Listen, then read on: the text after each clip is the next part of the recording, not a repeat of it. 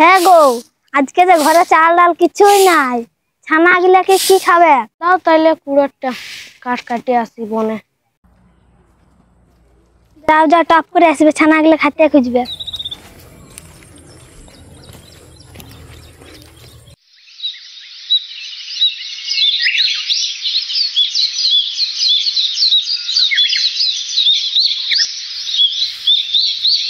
আজকে এই গাছটাই কাটবো।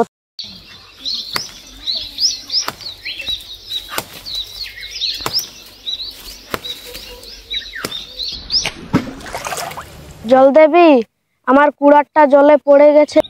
কি কারণে আমাকে স্মরণ করেছো? জল দেবী, আমার কুড়ারটা জলে পড়ে গেছে, আমার কুড়ারটা আমাকে ফেরত দাও। এই সোনার কুড়োলটা কি তোমার? না জল দেবে, এই কুড়ারটা আমার লয়।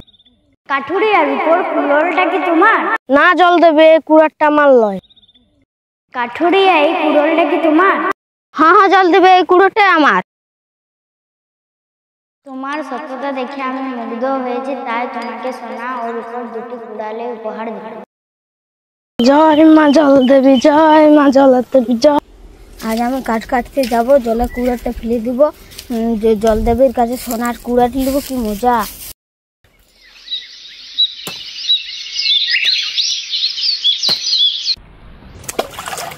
জলদেবী, আমার কুড়াটা জলে পড়ে গেছে, আমার কুড়াটা ফেরত দাও।